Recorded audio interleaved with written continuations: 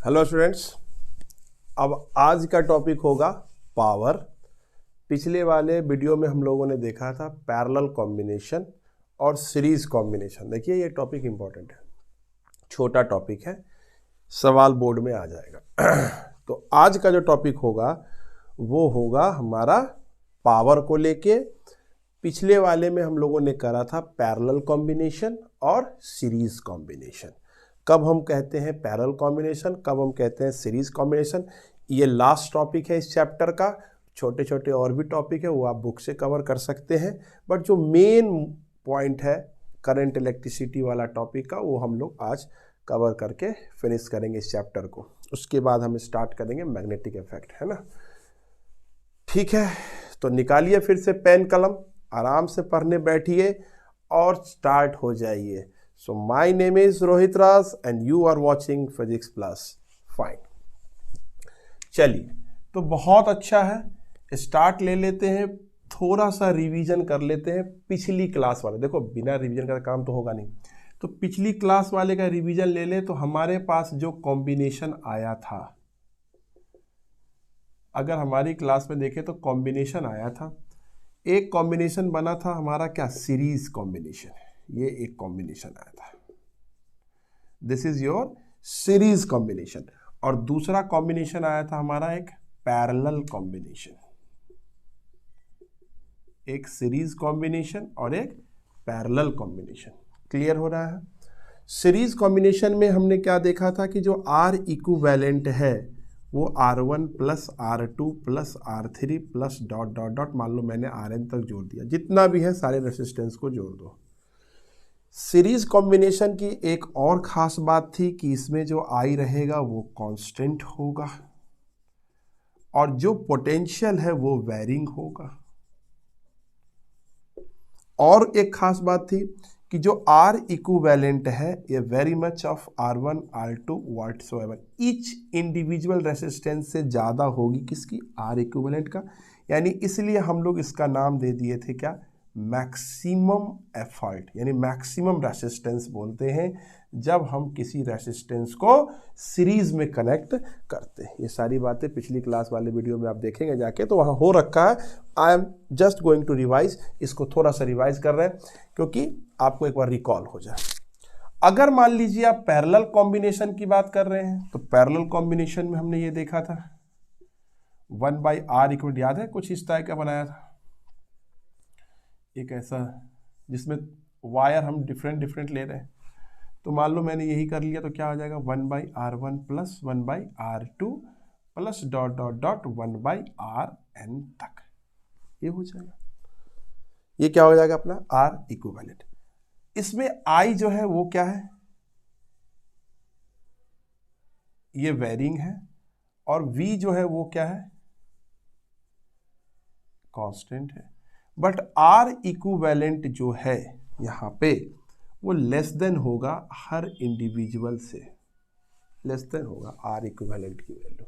यानी parallel combination में हमेशा मिनिमम रेसिस्टेंस यूज होता है। यहां से एक दो क्वेश्चन और भी निकल सकता था, यहां मिनिमम रेसिस्टेंस हो रहा है। तो पैरेलल में कॉम्बिनेशन करेंगे तो वहां मिनिमम हो जाएगा, और अगर हमने मैक्सिमम रेसिस्टेंस ले लिया तो यहां पे हमारा मैक्सिमम हो जाएगा। Is it clear? चलिए ठीक है। का जो सबसे इंपॉर्टेंट टॉपिक जिस पे मेरे को बात करनी थी वो है आपका पावर। वो क्या है, पावर। अब अगर मान लीजिए हमको पावर करना है, तो पावर वैसे डिफाइंड कैसे होता है, बेसिक फार्मूला पावर का होता है वर्क अपॉन टाइम। ये है पावर की बेसिक फार्मूला, यानी जूल पर सेकेंड, जो पहले हमने पढ़ भी रखा है। अगर मैं पावर की बात करूं तो power is equals to work upon time, this is called joule per second. मैं पूरा कोशिश कर रहा हूं समझाने का, समझ में आ जाएगा तो वीडियो सफल हो गया। सक्सेस आपको मिलेगा, समझने पे काम होना चाहिए, समझाने का पूरी तरह से कोशिश कर रहा हूं। क्लियर है? इसलिए फोकस बनाए रखो, आसानी से समझ में आएगा। अगर फोकस हो जाएगा तो काम हो जाएगा, फिर बहुत जल्दी से सारे क्वेश्चन बना लोगे। कमेंट बॉक्स में डालना है अगर मान लीजिए कोई प्रॉब्लम आ रहा है या वीडियो आपको अच्छा लग रहा है या तो कमेंट बॉक्स भरिएगा तो काम भी होगा, है ना। तो power is equal to work upon time, this is called joule per second. फालतू फालतू कोई कमेंट नहीं, है ना, बस पढ़ाई से रिलेटेड। क्योंकि अगर मान लीजिए कोई काम, कोई प्रॉब्लम आ रहा है यहाँ पे, चाहे कोई दिक्कत आ रही है तो आप बता दोगे तो मैं समझ जाऊंगा, तो फिर उसको रेक्टिफाई किया जाएगा। हम लोगों को जो यहाँ पावर पढ़ना है वो है हमारा इलेक्ट्रिकल पावर। कौन सा पावर है? Electrical power. और इलेक्ट्रिकल पावर का जो बेसिक फॉर्मूला होता है दिस इज V इंटू आई। ये तुम्हारा हो गया इलेक्ट्रिकल पावर और इसका फॉर्मूला हो गया V इंटू आई। V क्या है? वोल्टेज। I क्या है? करंट। जूल पर सेकेंड, अगर मान लो मैं इसको डिफाइन करूं तो 1 जूल, ध्यान से देखो, 1 जूल पर सेकेंड 1 वाट। तो what is the unit of power. तो वाट छोटी यूनिट हो गई, बड़ी यूनिट के लिए किलोवाट, उससे ही बड़ी चाहिए तो हॉर्स पावर। 1 HP 746 वाट। क्लियर है?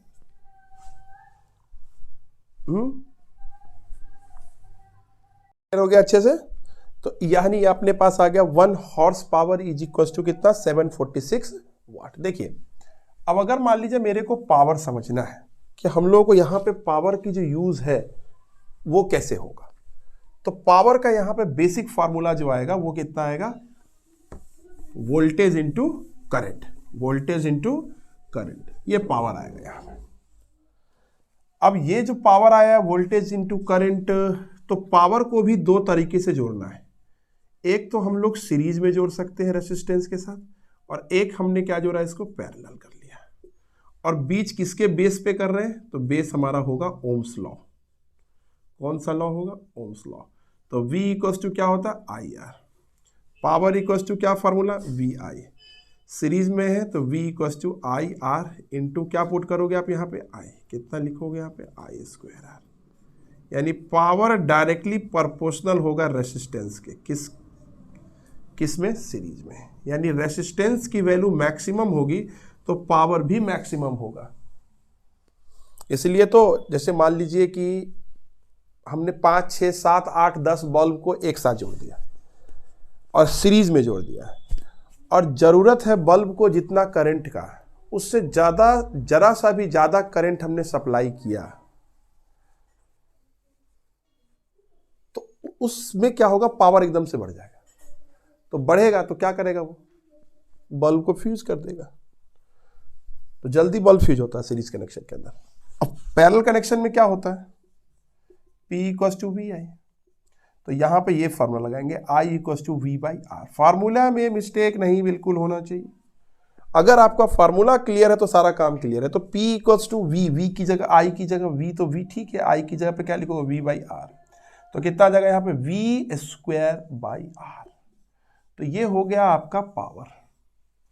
यानी पावर, यहां पे पावर जो हुआ वो क्या हुआ? इनवर्सली प्रोपोर्शनल हो गया। यानी रेसिस्टेंस की वैल्यू बढ़ाओगे तो पावर ज्यादा मिलेगा, कम मिलेगा। रेसिस्टेंस बढ़ाएंगे तो पावर कम मिलेगा। तो ये चीज हो गई, ये बेसिक फंडामेंटल जॉब हो गया आपका इलेक्ट्रिकल पावर का। तो देखिए अगर हमारे पास पावर है, हम उसको कैसे लेंगे? हम उसको सीरीज कनेक्शन के साथ जोड़ देंगे, हम उसको पैरेलल के साथ जोड़ेंगे। तो अगर मान लीजिए मेरे पास सीरीज और पैरेलल का पावर देखना है तो कैसे मैं देख सकता हूं? ये देखो, ध्यान से बता रहा हूं। अगर मान लीजिए मेरे पास, चलिए पॉज करके इसको नोट कर लीजिएगा। जैसे मान लीजिए मेरे पास R इक्विवेलेंट है, तो R इक्विवेलेंट में क्या आ जाएगा? R2 plus R3। मान लो मैंने 3 रेसिस्टेंस को सीरीज में जोड़ दिया। अब मेरे को पावर की वैल्यू चाहिए, तो हमने को पता है कि P is equals to I²R होता है, R इक्वल्स टू P/I² होगा। क्योंकि सीरीज कनेक्शन में करंट कांस्टेंट होता है। R इक्विवेलेंट की जगह पे हम क्या लिख सकते हैं? P/I²। R1 की जगह पे हम क्या लिख सकते हैं? P1/I², क्योंकि करंट तो कांस्टेंट होगा। P2/I² और प्लस P3/I²। क्या सही है? P equals to I square R, R equals to P by I square. अगर हमने यहाँ पे रखा तो यहाँ पे पावर का इक्विवेलेंट हो जाएगा। और यहाँ बताओ आई स्क्वायर, R1 की जगह पे क्या लिख सकते हो, P1 बाई इतना है। तो क्या आई स्क्वायर सब जगह कैंसिल हो जाएगा। So the net power is also equivalent P1 plus P2 plus dot dot dot, this is called Pn। यानी अगर आपने 100 बल्ब को सीरीज में लगाया है तो जो उसका इक्विवेलेंट पावर आएगा वो ज्यादा पावर होगा इंडिविजुअल से। यहां ये भी हो सकता है। अब अगर मान लीजिए सिमिलरली मेरे को पैरेलल में चाहिए, अब मेरे को किस में चाहिए, पैरेलल में चाहिए, है ना। तो अगर जैसे मान लो तुमको पैरेलल में चाहिए तो आर इक्विवेलेंट की जो वैल्यू होगी, यानी 1 बाई आर इक्विवेलेंट क्या लिखोगे, 1 by R1 plus 1 by R2 plus 1 by R3। ये किस में यूज करते हैं, ये हम पैरेलल में यूज करते हैं। पैरेलल के लिए फॉर्मूला क्या है, V is equal to V square by R. तो 1 by R is equal to क्या लिख सकते हो, P बाई वी स्क्वायर। ठीक है। तो अब इस बेस पे भी पावर निकालोगे तो तुमको यही मिलने वाला है। देखो अब यहां पे भी 1 बाई आर इक्विवेलेंट है तो उसकी जगह पर क्या लिखोगे, P बाई वी स्क्वायर। अब 1 बाई R1 की जगह पर क्या लिख सकते हो, P1 by V square, P2 by V square, P3। देखो नेट पावर क्या आया, यहां भी नेट पावर वही आया है, लेकिन ये पावर किसके कारण मिल रहा है, कांस्टेंट वोल्टेज पे पावर मिल रहा है। और ये पावर किसके कारण मिल रहा है, कांस्टेंट करंट पे पावर मिल रहा है। इसका ये मतलब हो गया कि जैसे मान लीजिए हमने 10 बल्ब लगा लिए हैं और हमने मान लिया यहां से सप्लाई कर दिया 5 और इसको चाहिए था 4 एम्पियर, तो सब में सेम अमाउंट ऑफ करंट मिल जाएगा। अगर तुमने सीरीज में टिकटिकिया बल्ब लगा दिया तो क्या होगा कि सबको सेम मिलेगा, तो फ्यूज हो जाएगा बल्ब। और यहां पे क्या है, करंट कांस्टेंट है नहीं, तो as per the requirement voltage constant रहेगा। और एज पर द रिक्वायरमेंट अगर हमने लगाया करंट को, तो जिसको 2 एम्पियर से इसको 2 एम्पियर मिलेगा, जिसको इसलिए हाउस होल्ड में बिल्कुल यही पावर यूज होता है, same amount of voltage having the different current for the different kind of electrical appliances you are using. तो ये ओवरऑल एक ब्रीफ आइडिया हो गया है पावर को लेके। एक छोटा छोटा सा न्यूमेरिकल भी इसके ऊपर आ जाता है समटाइम्स, कि जैसे मान लीजिए कि 100 वाट का बल्ब है, उसमें 5 ओम का रेसिस्टेंस है। जैसे मान लो एक बल्ब पे ही सबसे ज्यादा सवाल रहता है, तो ये मान लो ये दे दिया कि बल्ब है जिसका कह रहा है कि टंगस्टन का रेसिस्टेंस दे रखा है मान लो 0.5 ओम ऐसा दे रखा है, और इसके पास है 100 वाट, कितना 100 वाट का बल्ब है, या 100 वाट का बल्ब है, 220 वोल्ट है इसके पास वोल्टेज, तो इसका पावर कितना होगा। तो पावर इक्वल्स टू क्या निकाल सकते हो, वी स्क्वायर बाई आर निकाल सकते हो। तो वी की वैल्यू कितनी लिखोगे, 220 इंटू 220 लिखोगे आर। अब अपने को निकालना क्या है, रेसिस्टेंस निकालना है, तो अपने पास फार्मूला क्या आ जाएगा, वी स्क्वायर बाई पी, और पी की वैल्यू हो जाएगी 100 वाट। एक कैंसिल, ये कैंसिल, कितना आ जाएगा 484 ओम का रेसिस्टेंस लगा हुआ होगा उस बल्ब के अंदर। ये ठीक है ना, 4484, ठीक है। तो इस टाइप से न्यूमेरिकल भी आ सकते। तो this is the all over idea about of your current electricity for 10th class. Clear हो गया है। अब आपको बहुत आसानी से सहूलियत होगी समझने में भी इसको। आप आराम से इसको लीजिए और पढ़िए, और तब तक के लिए बने रहिए। हम लोग मिलते हैं effect, magnetic effect of electric current के ऊपर, बहुत हाईली कंसेप्चुअल है। जहां जहां कंसेप्ट की जरूरत होगी हम वहां डिस्कस करेंगे उसके ऊपर। तब तक पूरे वीडियो को आराम से देखिए, एक एक करके वीडियो देखिए, हर बार जल्दबाजी ना करिए। जल्दबाजी करोगे तो मिस्टेक होगा, इतना मान लो। तो जल्दबाजी मत कीजिए। ये बहुत छोटा वीडियो है, काम का वीडियो है, जितना काम हो सकता है मैंने उतने ही पे ही वीडियो बनाया। आप आराम से इसको देखिए और एंजॉय कीजिए। तब तक के लिए bye bye, good luck, take care.